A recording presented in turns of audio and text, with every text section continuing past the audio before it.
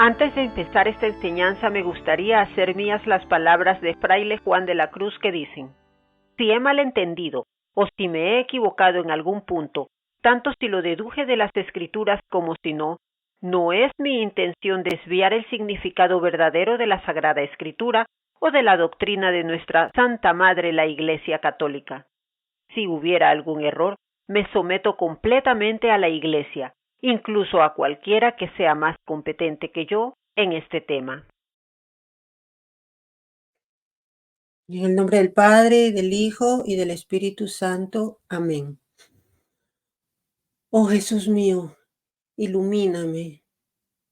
Señor, solo tú tienes palabras de verdad. Amén. En el nombre del Padre, del Hijo y del Espíritu Santo. Amén. Hola, buenos días, buenas tardes, buenas noches, mis queridos hermanos, de acuerdo al lugar donde se encuentran y al momento en que lleguen a ver esta transmisión, les saluda su hermana y amiga Priscila de la Cruz. Hoy en una nueva reflexión, en la reflexión del día de ayer, domingo, cuarto domingo del tiempo ordinario. Y enseguida vamos a ello. La reflexión de hoy la he titulado La autoridad de Dios. Dios es nuestro autor. Él tiene la autoridad. Él nos creó. Vamos a ver la primera lectura del día de ayer que nos dice, viene del libro de Deuteronomio. En aquellos días habló Moisés al pueblo diciendo: el Señor Dios hará surgir en medio de ustedes entre sus hermanos un profeta como yo. A él lo escucharán. Esto es lo que pidieron al Señor su Dios cuando estaban reunidos en el monte Horeb. No queremos volver a oír la voz del Señor nuestro Dios, ni volver a ver otra vez ese gran fuego, pues no queremos morir. El Señor me respondió: está bien lo que han dicho. Yo haré surgir en medio de tus hermanos un profeta como tú. Pondré mis palabras en su boca y él dirá lo que le mande yo. A quien no escuche las palabras que él pronuncie en mi nombre, yo le pediré cuentas. Pero el profeta que se atreva a decir en mi nombre lo que no haya mandado o hable en nombre de otros dioses, será reo de muerte. Palabra de Dios. Te alabamos, Señor. Aquí vemos cómo nuestro Señor siempre utiliza, se hace de hombres para enviar el mensaje divino. El Señor a lo largo de las Escrituras nos ha revelado su palabra por medio de hombres elegidos, profetas, que han hablado en su nombre. Y esto viene desde siempre, desde el Antiguo Testamento. Lo vemos aquí y nos dice esto, ¿no?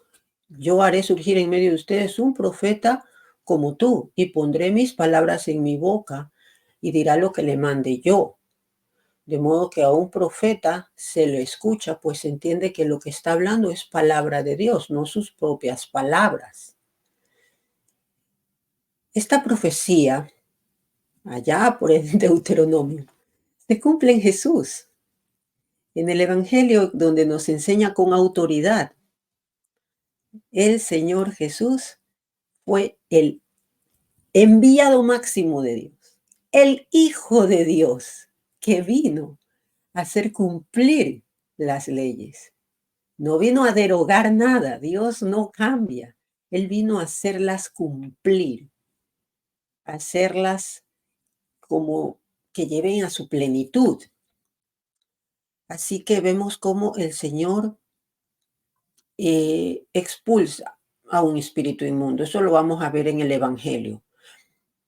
Lo importante es cómo en esta lectura nos indica que a quien no escuche las palabras que pronuncien mi nombre, yo le pediré cuentas.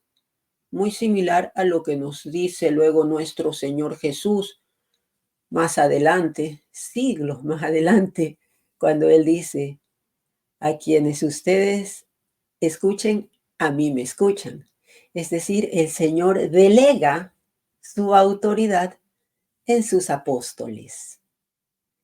Y también aquí mismo en esta palabra Nos dice, aquel profeta que se atreva a decir en mi nombre cosas que yo no haya mandado o hable en nombre de otros dioses será reo de muerte. Esto es decir, que no se puede usar el nombre de Dios en vano. A esto es lo que se refiere. No cuando algo nos sorprende y decimos, oh Dios mío. A veces he escuchado que hay personas que por decir, oh my God, ya, oh, has blasfemado. No es a eso a lo que se refiere exactamente. A lo que se refiere el segundo mandamiento es no usar a Dios como excusa para poder proponer tus propias enseñanzas. No hacerle decir a las escrituras cosas que tú deseas que diga. No hablar en nombre de Dios para crear doctrinas humanas y querer así dividir a la iglesia que Él estableció.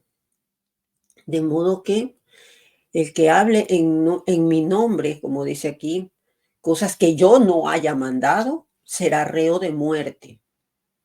Muy claramente lo dice aquí. Nuestro Señor asimismo también, nuestro Señor Jesucristo lo dice siglos más adelante también. No porque me digas Señor, Señor, vas a entrar al reino de los cielos, si no me obedeces. Y no porque hayáis profetizado en mi nombre y hayáis sanado, eliminado espíritus inmundos y todo eso. No, no os conozco, nunca os conocí, dice el Señor. Así que es muy importante entender a quién el Señor delega su autoridad para dar su palabra a los profetas y luego a los apóstoles. Y eso es lo que nosotros creemos. Nosotros creemos que la autoridad ha sido delegada. La máxima autoridad es Dios. Dios, el creador de todo, la Santísima Trinidad en pleno, es la autoridad. Pero como autoridad, obviamente tienen esa soberanía de elegir de entre la humanidad a gentes que van a ser sus voceros, a quienes les va a dar las llaves, van a ser sus mayordomos, de modo que ellos son como los pastores del rebaño y tenemos que ubicarnos en nuestra posición como parte del rebaño. Vamos a ver ahora el Salmo responsorial que nos dice, Señor, que no seamos sordos a tu voz. Vengan, lancemos vivas al Señor, aclamemos a Dios que nos salva, acerquémonos a Él llenos de júbilo y démosle gracias. Señor, que no seamos sordos a tu voz. Vengan y puestos de rodillas, adoremos y bendigamos al Señor que nos hizo, pues Él es nuestro Dios y nosotros su pueblo. Él es nuestro pastor y nosotros sus ovejas. Señor, que no seamos sordos a tu voz. Hagámosle caso al Señor que nos dice, no endurezcan su corazón, como el día de la rebelión en el desierto, cuando sus padres dudaron de mí, aunque habían visto mis obras. Señor, que no seamos sordos a tu voz. Así es. Aclamemos al Señor que nos salva. Démosle gracias y escuchemos su voz. Por eso en este salmo nosotros hacemos esa súplica, que no seamos sordos a tu voz. Pues nosotros como seres caídos, a veces desoímos la voz de Dios por escuchar nuestra propia voz, nuestros propios deseos e impulsos. O a veces hasta escuchar la voz del demonio. Tenemos que estar en silencio pidiendo escuchar la voz del Señor, que Él es el que nos da la vida. Él es el que nos hizo, por eso tiene la autoridad, es nuestro autor. Él conoce nuestras debilidades, Él conoce nuestras falencias, nuestros vicios. Pidámosle a Él, no a nadie más. ¿Para qué buscar en otra parte? Escuchemos la voz del Señor y pidamos que nos ablande el corazón, pues el corazón se endurece con la soberbia, con el orgullo, la vanidad. Todas esas cosas nos endurecen el corazón a la palabra del Señor. Y nos creemos que no necesitamos nada, que nos mandamos solos, nos creemos independientes, nos creemos que no necesitamos ni siquiera un Salvador, que no necesitamos a nadie, que somos autosuficientes. Eso es cuando el corazón lo hemos endurecido. Entonces nos volvemos sordos a la voz del Señor y nos rebelamos ante su autoridad. Nosotros somos ovejas, recordémoslo siempre, y Él es nuestro pastor. Nosotros como ovejas debemos estar en el redil para no perdernos. El redil es la iglesia, pues es muy fácil para nosotros perdernos, seducidos por cualquier otra enseñanza curiosa, por alguna novedad, por tal vez querer saber algo que no lo tenemos claro, porque el Señor, dentro de su soberanía, decide algunas cosas mantenerlas en el misterio. Pero nosotros, por la curiosidad, buscamos otras cosas para desvelar ese misterio. Pensamos que ese misterio es algo por descubrir y queremos indagar ahí. Y caemos, al estar fuera del redil, en herejías, en interpretaciones falsas y nos alejamos de la verdad. Es muy importante que nosotros adoremos a Dios y demos gracias, pues al adorar al Señor, lo ponemos por sobre todas las cosas. Entonces, el ponerlo sobre todas las cosas lo ponemos por sobre nuestra propia arrogancia, nuestro intelecto, las filosofías, todo ese tipo de pensamiento humano. Y le damos las gracias por habernos dado ese intelecto, pero usarlo para su gloria. Es decir, nosotros no vamos a ser tontos.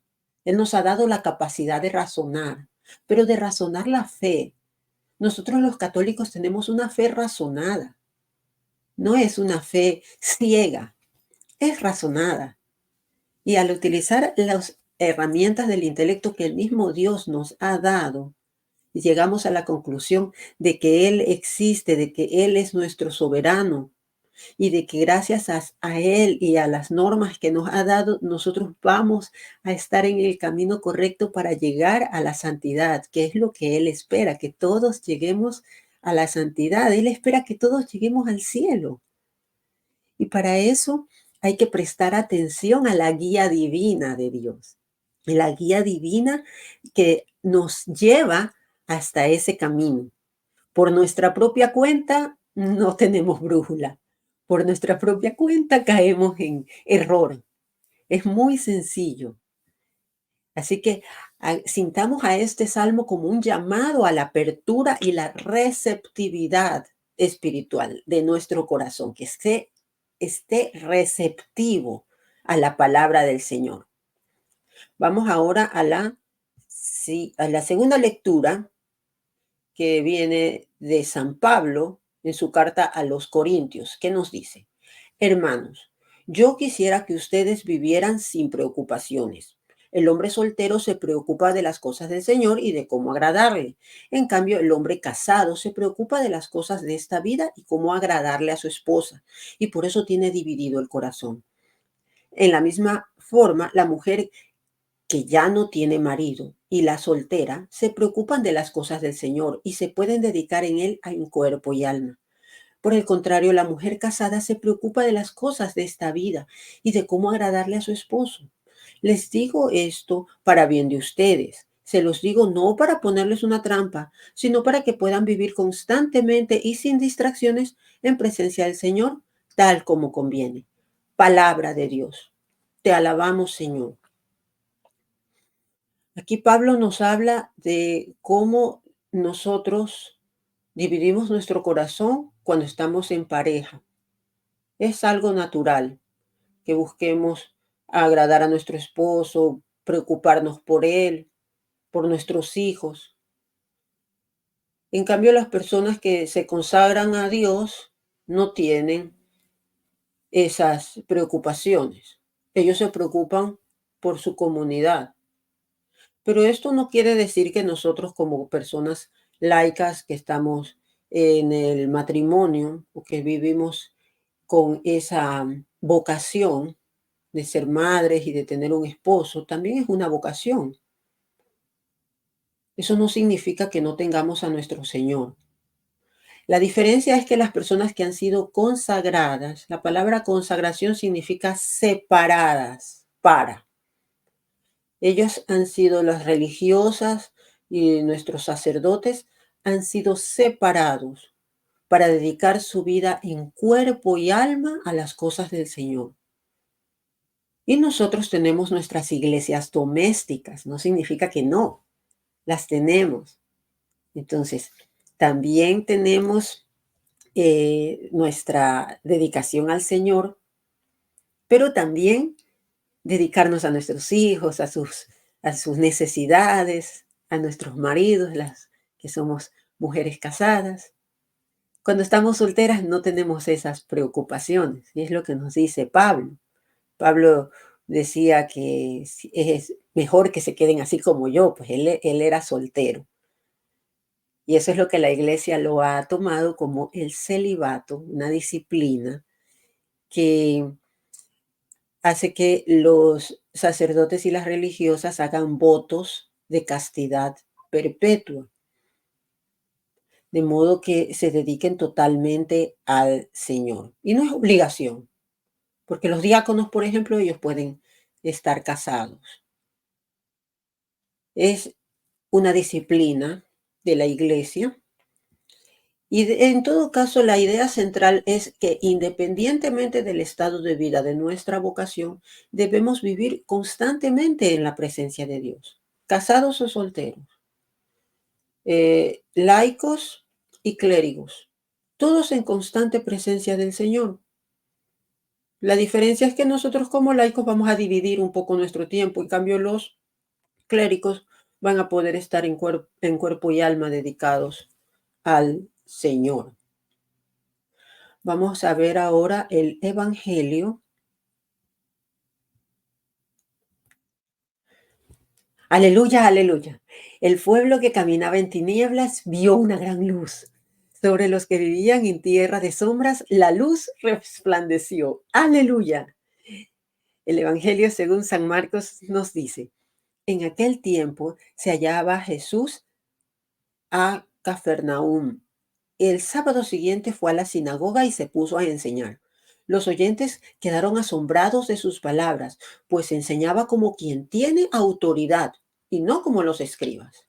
Había en la sinagoga un hombre poseído por un espíritu inmundo que se puso a gritar, ¿qué quieres tú con nosotros, Jesús de Nazaret? ¿Has venido a acabar con nosotros? Ya sé quién eres, el Santo de Dios. Jesús le ordenó, cállate y sal de él. El espíritu inmundo, sacudiendo al hombre con violencia y dando un alarido, salió de él. Todos quedaron estupefactos y se preguntaban, ¿qué es esto? ¿Qué nueva doctrina es esta? Este hombre tiene autoridad para mandar hasta los espíritus inmundos y lo obedecen. Y muy pronto se extendió su fama por toda Galilea. Palabra de Dios. Gloria a ti, Señor Jesús. Nuestro Señor tiene autoridad. Y esto lo reconocían allí en la sinagoga. Reconocían que nuestro Señor Jesucristo tiene la autoridad. Él era como es. Él es la luz que resplandece en las tinieblas. Él anuncia con su presencia la llegada de la salvación, esa luz que disipa la oscuridad. Este mensaje se manifiesta claramente en el Evangelio, donde Jesús con su enseñanza y autoridad expulsa a ese espíritu inmundo y muestra su poder contra las fuerzas del mal. Esta lectura nos invita a responder a la voz de Dios en nuestras vidas. ¿Estamos abiertos y receptivos o hemos endurecido nuestros corazones? Importante que hagamos ese examen de conciencia. Si estamos siendo obedientes, si estamos cumpliendo con los mandatos de la iglesia, con los mandatos de Dios, con lo que nos ha ordenado para llevar una vida a sí mismo ordenada hacia Él. Si estamos cumpliendo o nos estamos justificando en algún vicio, en algún apego.